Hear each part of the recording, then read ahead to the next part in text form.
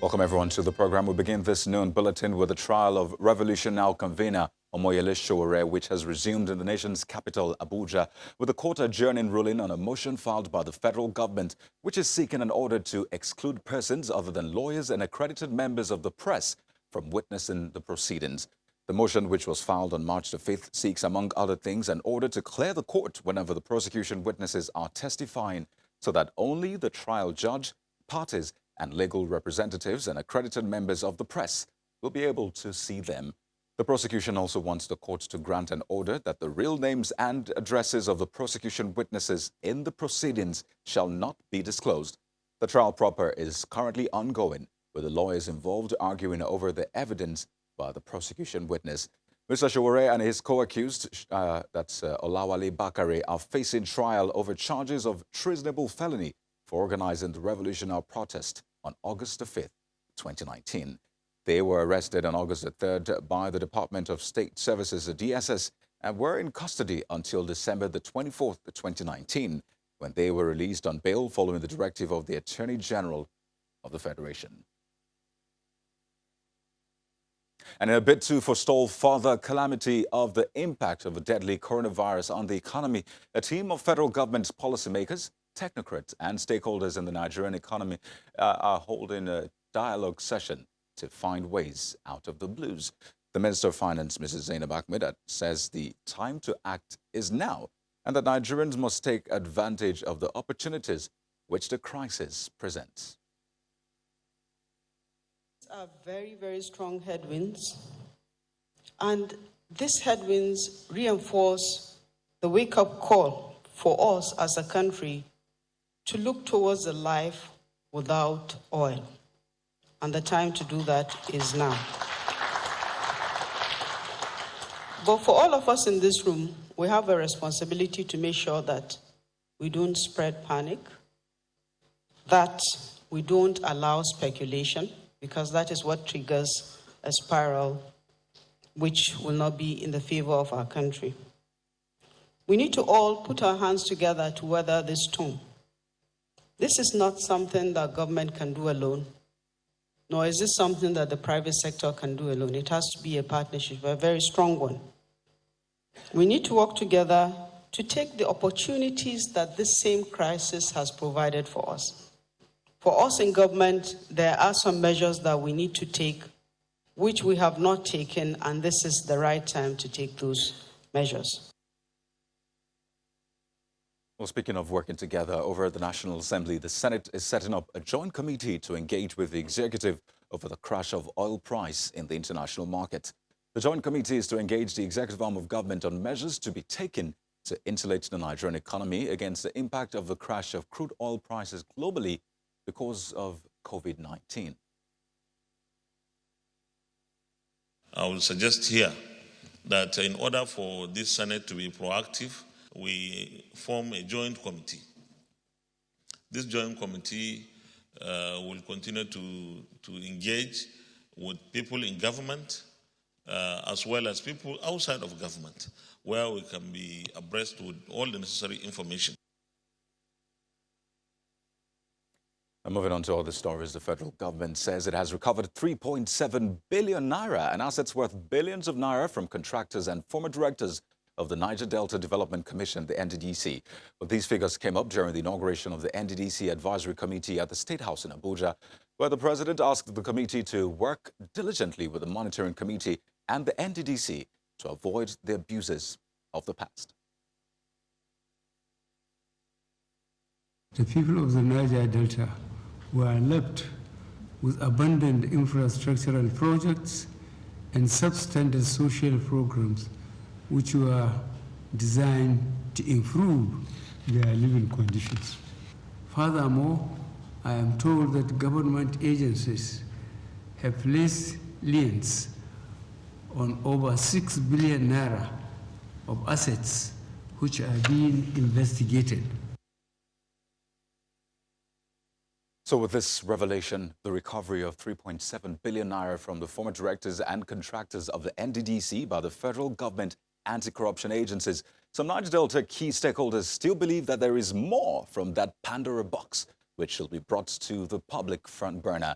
But we have a senior special assistant on Niger Delta Affairs to the President, Senator Ita Enang, joining us on the program this afternoon. Good afternoon, and thank you for joining us. I'd like you to give some more perspective. Thank you very much. Good afternoon. Good afternoon. I'd like you to give some more perspective. I mean, 3.7 billion naira, then properties worth, I think, about 6 billion naira. That's huge. So how did this come up in the first place? Were the funds underutilized or unused or misappropriated? How did we even get to this point in the first place? You know, Mr. President has directed, when the president and the new administration came in, it was directed that we set up an interim management committee and that the new board will be constituted after the forensic audit. So as a prelude to the forensic audit, the alarm raised and the action of the interim management in going for inspection of projects and programs and taking it state by state has forced persons who have one challenge or the other, or who have one commitment or the other, which they did not execute in the commission, to come up voluntarily and make repayment or such other thing back to the purse of the commission. But for now, until the forensic audit team starts its work, we will not go much into the details of the processes and how much has been processes and what are being recovered, except to the extent that has been revealed by Mr. President, so that we do not prejudice the process and further recoveries, or do not seem to pass judgment. Just to be clear, is this over the 19 to 20-year history of the NDDC, this particular recovery, or it's for a specific period of time? It's for a specific period of time done, from the inception of the interim management after the dissolution of the last but one management. It's not a long-time recovery. It is what has been recovered within a while. So a lot of that is why I'm saying that we will not want to go into the details of it, so that we do not prejudice the actions that are being taken to recover more. Absolutely. And do not prejudge the forensic audit. Right. I'm sure a lot of people are waiting to see what comes out of that forensic audit, because 20 years, that's going to be huge. But let's talk about, the president was inaugurating the advisory committee yesterday. That's where he made that statement. So we have the advisory committee, we have the IMC, that's the interim management committee. And just late February, the president formed a 10-man monitoring committee. Now, for the monitoring committee and the advisory committee, there are perhaps not much issues about them. But for the IMC, there's been a lot of, talk about the fact that some people believe this is against the act that sets up the NDDC. How far have you been able to resolve that? Well, the present administration believes that, we believe that before you set up a full governing board, you should be able to have what was wrong, how much was lost, and then be able to follow the money, look at how much of projects has been abandoned. Are there some that were paid for and has not been executed? And we just follow the money and recover the money. That is for the governing board, which is made up of the chairman, which is normally made up of the chairman and all the board members representing each of the states of the commission. That is the only body that is not fully functional, but it is represented by the interim management committee. Now, there are about four boards within four bodies in the management of the NDDC. First is the governing board, which is made up of a chairman and each of the commissioners representing each of the states, and one commissioner representing Northeast, Northwest, and North Central, one commissioner each representing, forming the board, the governing board. Now, there is the management board, the management committee, which is made up of the managing director, the executive directors, and the directors in each of the directorates, you know, the heads of the directorate. Senator Enang. Then you have the advisory committee. Right. The advisory committee is established by Section 11 of the NDDC Act. And the job of the advisory committee is to advise the management and the entire NDDC on projects and programs. Then you have the... If I may butt in now, if I may butt in for a moment, I understand those bodies, but you know, I think the bone of contention here is having a substantive governing board or the interim management committee, which has caused some sort of controversy, with some saying that the IMC, it doesn't exactly follow, you know, the act that establishes the NDDC. So let's try to get more perspective to this. We've since been joined by Barrister Henry Yala, who's a spokesperson for the Jaw Youth Council, the IYC. He also joins us from our Abuja studio. Good afternoon. Thank you for joining us. Now, Senator Enang was talking about the IMC and other bodies. Good afternoon. Good afternoon. So I'd like to get your angle to this. So he has talked about why the IMC should be and the work it is doing. But it appears as though you still believe there should be a substantive governing board. Now that there's an advisory committee to advise the substantive governing board. But hearing Senator Enang, what is your position now? Okay, thank you. Basically, we have been worried over the period. There's been quite a number of agitations and a series of petitions we have written to the presidency calling for the establishment of the substantive board in line with the NDDC Act. Primarily, the board, it's supposed to be a tripartite board, the board, the monitoring committee, and the advisory committee.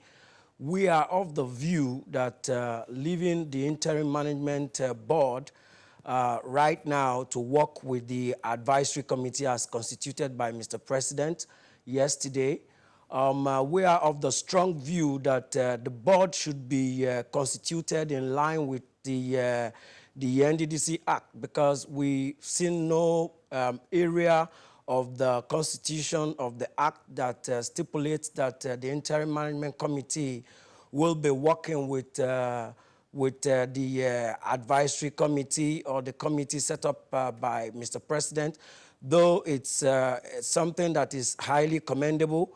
But we are of the strong view that a house being built of however the story may be, the foundations must be very strong.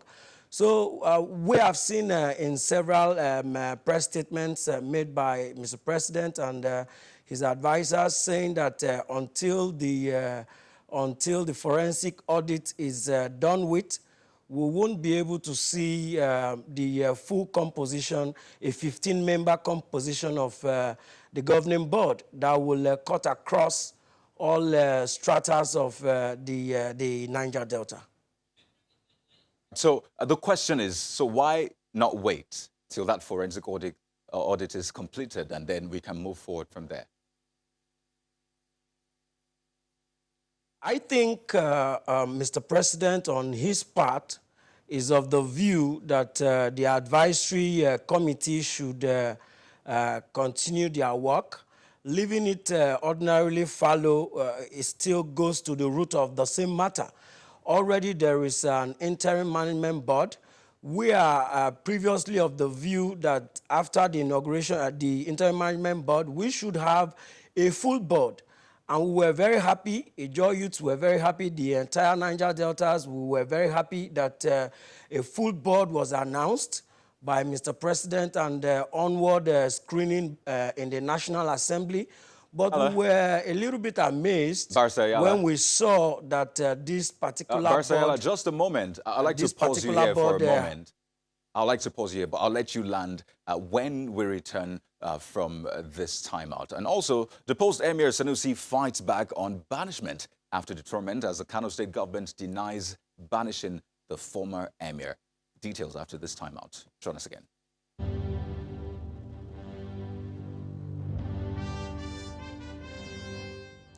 Welcome back, and now to some of our stories in brief.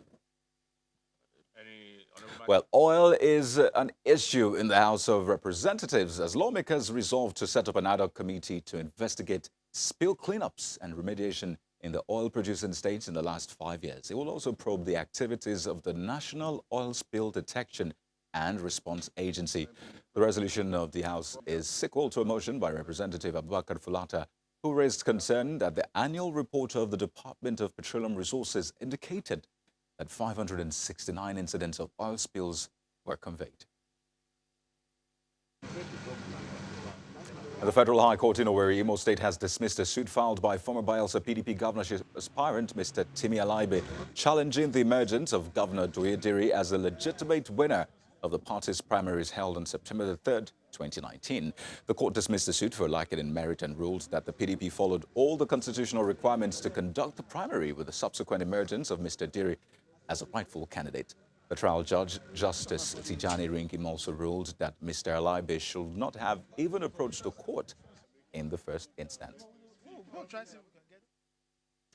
So let's continue with our conversation around the Niger Delta and the NDDC. Yesterday, the president said that about 3.7 billion naira had been recovered from directors and contractors in the NDDC. And don't forget also, he spoke while inaugurating a committee for the NDDC. And to take a look at some of these issues, we're being joined by Senator Ita Enang, who is a senior special assistant to the president on Niger Delta affairs, and Barrister Henry Yala, spokesperson, Ijaw Youth Council. They both join us from our Abuja studios. Thank you so much, gentlemen, for staying with us. So, Barrister Yala, just before we went on that break, you were going to land on this, but I'd like you to also add to the fact that, yes, the president said 3.7 billion naira has been recovered. And I understand that the IYC has been in existence before the NDDC. So it will mean that if this forensic audit perhaps comes out eventually, we'll see a lot of things coming to light. So what does that say about the role of the IYC as it regards the NDDC? Okay, thank you.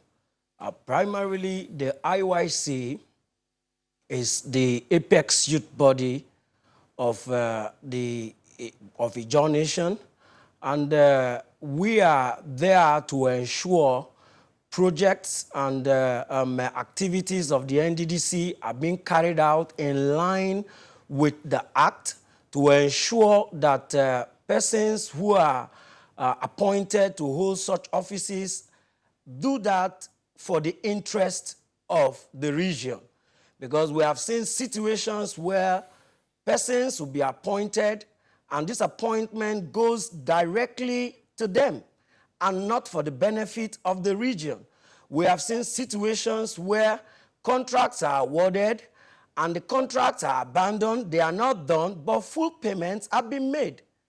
It's a very good one by the security agencies to have seen the sum of 3.7 billion, but we have the candid view that that money represents a meager amount, a very small amount compared to what has been taken away, which is the collective right of the people of the region. Their rights actually have been embezzled. So we actually commend the Mr. President for setting up the advisory committee. Though we have seen such a situation, I think sometime in 2007, though it's an establishment of the Act that the advisory committee should be set up, but we have not seen such coming out very well. But this is the time we are seeing it. But we are also saying that the board should be constituted to give it the desired stand. All right. Let's get Senator Inang's final words on this. So you have heard some of the, the issues which Barrister Iyala raised, and I want to believe one of the major things is the substantive governing board. But moving forward, we expect that the forensic audit results will come out anytime soon. By the way, when should we be expecting that? Well,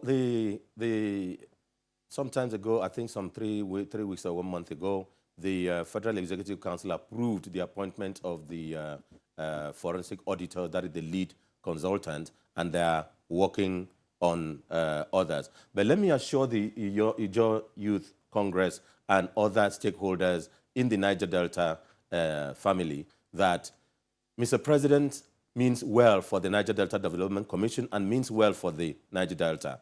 That is why Mr. President considers that although it is necessary for the audit not to be interfered with, that the interim management committee should be in existence in the course of the audit.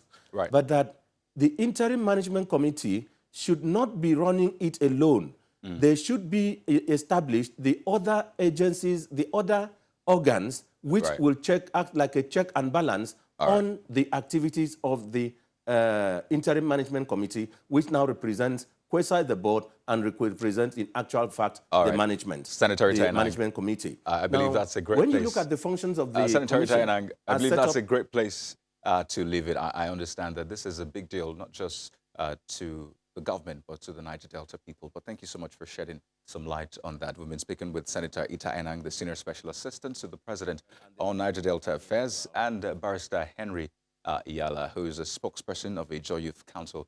Thank you so much for sharing your time with us this afternoon. Well, let's move over to Kano State, where the embattled former Emir of Kano may have taken his dethronement in good faith. But he appears poised to launch a legal battle to secure his freedom. Now, this was made known by his lawyer and the former president of the Nigerian Bar Association, Mr. Abubakar Mahmood, who told journalists in Kano that Alhaji Sanusi is ready to challenge his banishment and detention in court. He explained that the former central bank governor was moved to Nasarawa State against his wish. Despite choosing to spend his exile in Lagos, Mr. Mahmood insisted that his client's decision to go to court is based on the fact that his rights to freedom is protected by the nation's constitution. Yesterday, but we understand that they're at their destination somewhere in a remote part of Nasarawa State after driving for nearly 7 hours yesterday night and arrived at their destination at 2 a.m. This morning. We understand the choice of the location to detain His Highness Mohammed Sanusi II was intended to cause maximum trauma and distress. This again is illegal and unconstitutional. According to instructions we received from the Emir through his Chief of Staff, we are directed to take legal action to challenge the legality of the Emir's detention and banishment. Well, there's more to that story. The Kano State government has refuted the claim that it banished the deposed Emir of Kano, Sanusi Lamido Sanusi, to Nasarawa State. The State Attorney General and Commissioner for Justice, Ibrahim Mukhtar, made this known while speaking on issues surrounding the deposition of the former Emir on our breakfast show, Sunrise Daily. Mr. Mukhtar pointed out that the statement by the Kano State Secretary to the government announcing the removal of the Emir does not include banishment. He adds that the removal of the former Emir is administrative and does not touch on the issues which are pending before the court.